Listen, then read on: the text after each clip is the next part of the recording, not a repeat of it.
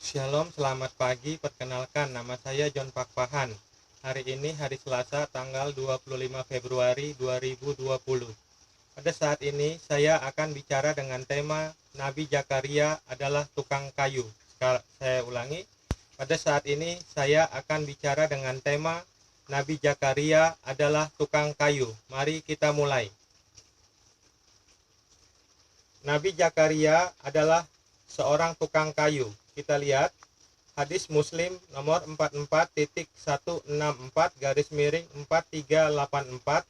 telah menceritakan kepada kami Hada bin Khalid, telah menceritakan kepada kami Hamad bin Salamah dari Sabit, dari Abu Rafi, dari Abu Hurairah bahwa Rasulullah SAW bersabda, Nabi Zakaria adalah seorang tukang kayu. Saya ulangi sekali lagi.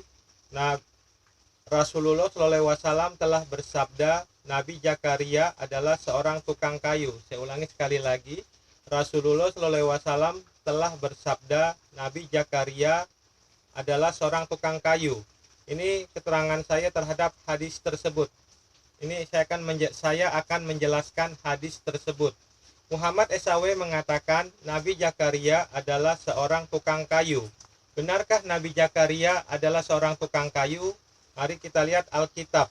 Kita lihat Alkitab Lukas 1 ayat 5, ayat 8 dan ayat 23. Lukas 1 ayat 5, ayat 8 dan ayat 23. Pada zaman Herodes, Raja Yudea, adalah seorang imam yang bernama Zakaria dari rombongan Abia. Saya ulangi sekali lagi. Pada zaman Herodes, Raja Yudea, adalah seorang imam yang bernama Zakaria dari rombongan Abia. Istrinya juga berasal dari keturunan Harun, namanya Elizabeth. Pada suatu kali, waktu tiba giliran rombongannya, Zakaria melakukan tugas keimaman di hadapan Tuhan. Ketika selesai jangka waktu tugas jabatannya, ia pulang ke rumah. Sekarang, Alkitab Lukas 1 ayat 5, ayat 8, ayat 23 menjelaskan Nabi Zakaria adalah seorang imam dari rombongan Abia. Alkitab menjelaskan dalam Lukas 1 ayat 5, ayat 8, ayat 23, Nabi Zakaria adalah seorang imam dari rombongan Abia. Sekarang kita lihat Al-Quran. Apa kata Al-Quran tentang Zakaria? Kita buka Al-Quran surat Ali Imran ayat 39. Kita buka Al-Quran surat Ali Imran ayat 39. Kemudian malaikat Jibril memanggil Zakaria sedang ia tengah berdiri melakukan sholat di mihrab. Saya ulangi sekali lagi. Surat Ali Imran ayat 39. Kemudian malaikat Jibril memanggil Zakaria sedang ia tengah berdiri melakukan sholat di mihrab. Katanya, sesungguhnya Allah menggembirakan kamu dengan kelahiran seorang putramu Yahya yang membenarkan kalimat yang datang dari Allah, menjadi ikutan, menahan diri dari hawa nafsu dan seorang nabi termasuk keturunan orang-orang saleh. Kita lihat Al-Quran surat Maryam ayat 11. Kita lihat Al-Quran surat Maryam ayat 11. Maka ia keluar dari mihrab. Saya ulangi sekali lagi. Kita lihat Al-Quran surat Maryam ayat 11. Maka ia keluar dari mihrab menuju kaumnya. Lalu ia memberi isyarat kepada mereka, hendaklah kamu bertasbih di waktu pagi dan petang. Saya ulangi sekali lagi. Al-Quran surat Maryam ayat 11. Maka ia keluar dari mihrab menuju kaumnya, lalu ia memberi isyarat kepada mereka, hendaklah kamu bertasbih di waktu pagi dan petang. Kita lihat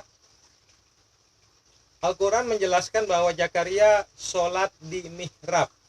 Al-Quran menjelaskan bahwa Zakaria sholat di mihrab. Apakah mihrab itu? Kita lihat. Mihrab itu apa? Mihrab bahasa Arab adalah ceruk setengah lingkaran atau tempat kecil yang ada di dinding paling depan masjid atau musola yang menunjukkan arah kiblat dan merupakan tempat untuk imam memimpin sholat. Saya ulangi sekali lagi. Mihrab itu adalah tempat imam memimpin sholat. Saya ulangi sekali lagi. Mihrab itu adalah tempat imam memimpin sholat. berjemaah dalam suatu masjid. Di samping mihrab biasanya terdapat mimbar, yaitu tempat imam untuk melakukan ceramah ataupun khutbah. Nabi Zakaria alaihissalam adalah seorang imam bagi bangsa Israel dari rombongan Abia, bukan tukang kayu. Yusuf, orang tua Yesus Kristus, adalah tukang kayu. Saya ulangi sekali lagi. Nabi Zakaria alaihissalam adalah seorang imam bagi bangsa Israel dari rombongan Abia, bukan tukang kayu. Yusuf, orang tua Yesus Kristus, adalah tukang kayu. Saya ulangi sekali lagi. Nabi Zakaria alaihissalam adalah seorang imam bagi bangsa Israel dari rombongan Abia, bukan tukang kayu. Yusuf, orang tua Yesus Kristus, adalah tukang kayu. Coba kita lihat Alkitab, Matius 13 ayat 55. Bukankah ia ini anak, kita lihat Alkitab, Matius 13 ayat 55. Bukankah ia ini anak tukang kayu, bukankah ibunya bernama Maria dan saudara-saudaranya Yakobus, Yusuf, Simon, dan Yudas? Kita lihat Alkitab Markus 6 ayat 3. Bukankah ia ini tukang kayu, anak Maria, saudara Yakobus, Yoses, Yudas, dan Simon? Saya ulangi, buka Alkitab Markus 6 ayat 3.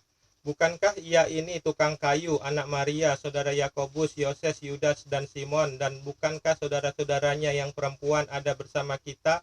Lalu mereka kecewa dan menolak dia. Kita lihat Alkitab Matius 1 ayat 16.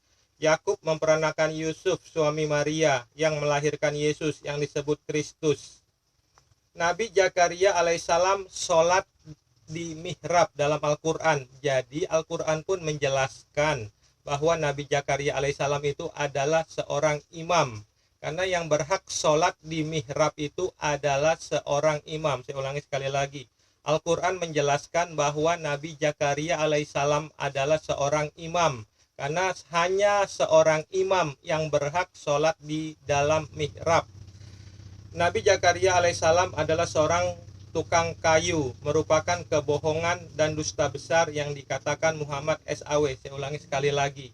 Nabi Zakaria alaihissalam adalah seorang tukang kayu, merupakan kebohongan dan dusta besar yang dikatakan Muhammad SAW. Saya ulangi sekali lagi. Nabi Zakaria alaihissalam adalah seorang tukang kayu, merupakan kebohongan dan dusta besar yang dikatakan Muhammad SAW. Jadi, terbukti Muhammad SAW adalah seorang pembohong atau pendusta, dapat dikatakan nabi palsu. Saya ulangi sekali lagi. Jadi, terbukti Muhammad SAW adalah nabi pembohong atau nabi pendusta, dapat dikatakan nabi palsu. Saya ulangi sekali lagi. Terbukti dengan nyata bahwa Muhammad SAW adalah nabi pembohong atau nabi pendusta, dapat dikatakan nabi palsu.